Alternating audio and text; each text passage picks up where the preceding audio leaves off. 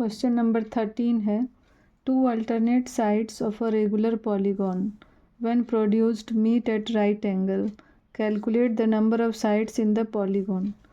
दो alternate sides of a regular polygon के बारे में बात कर रहे हैं और नंबर ऑफ साइड्स कितने हैं वो नहीं पता है, वही निकालना है।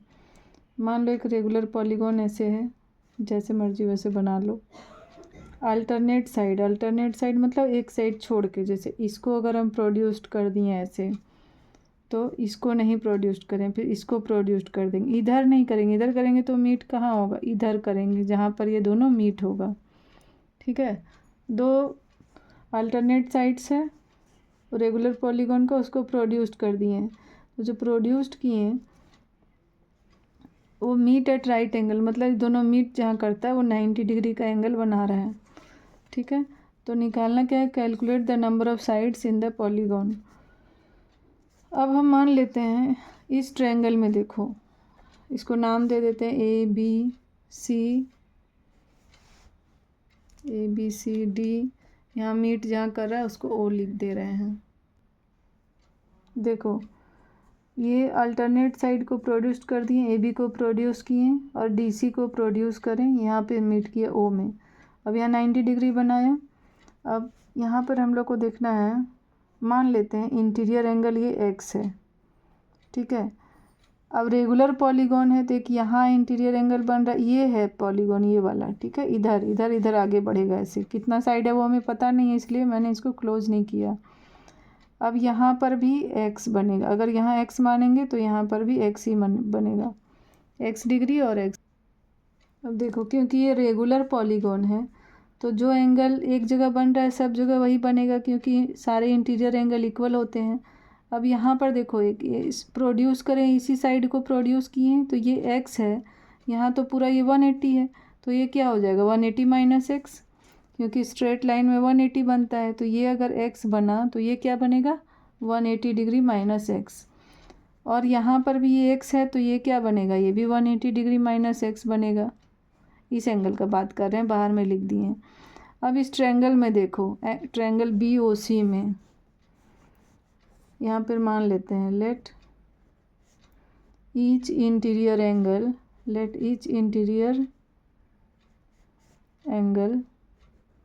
Is equal to x degree. Therefore अगर ये एक्स डिग्री है तो एंगल ओ बी सी क्या हो जाएगा, एंगल ओ बी सी और एंगल ओ सी बी ये दोनों क्या हो जाएगा 180 डिग्री माइनस एक्स। ठीक है, ये भी 180 डिग्री माइनस एक्स, ये भी 180 डिग्री माइनस एक्स। क्यों, क्योंकि ये दोनों एक्स है और यहाँ पे स्ट्रेट लाइन बन रहा है, स्ट्रेट लाइन में 180 डिग्री बनता है, तो अगर एक एक्स है तो दूसरा 180 डिग्री माइनस एक्स ही होगा। अब इस ट्रायंगल में देखो, in triangle B O C triangle में तीनों एंगल का सम करो, तीनों एंगल का सम क्या होगा 90 degree plus 180 degree minus x plus 180 degree minus x is equal to 180 degree होता है तीनों एंगल का सम। अब इसको सॉल्व करो तो एक्स का वैल्यू आएगा, इधर से एक 180 ये प्लस कर दो 270 माइनस 2x और एक 180 को इसको इधर ले आते हैं, तो इधर ले आएंगे तो 180 माइनस 180 हो जाएगा, 0 हो जाएगा। 270 इज इक्वल टू इधर कर दो, यहाँ तो 0 था और 2x माइनस 2x इधर जाके plus 2x, x is equal to 270/2, 2 से कैंसिल कर दो, 2 1 जा 2, 2 3 जा 6, 2 5 जा 10, 135 डिग्री। ईच इंटीरियर एंगल निकल गया मेरा 135 degree, each interior angle is equal to 135 degree. अब ईच इंटीरियर एंगल निकल गया तो इसका फॉर्मूला बैठाते हैं, क्या होता है, यहाँ मान लो let number of sides be N. अब देखो ईच इंटीरियर एंगल का फॉर्मूला क्या होता है, n minus 2 into 180 degree by n is equal to 135 degree. This implies, यहाँ सॉल्व करो, 180n minus 360 is equal to 135n। This implies 180n minus 135n is equal to 360। इसको solve करो, 10 में 5 5, 7 में 7 में 3 4, 45n is equal to 360, n is equal to 360 by 45। 5 का table से cancel करो, 5 9 जा, 5 7 जा 35, 5 2 जा 10, 9 8 जा 72। n का वैल्यू क्या आ गया 8, यही निकालना था। Number of side is equal to 8, ये हो गया आंसर।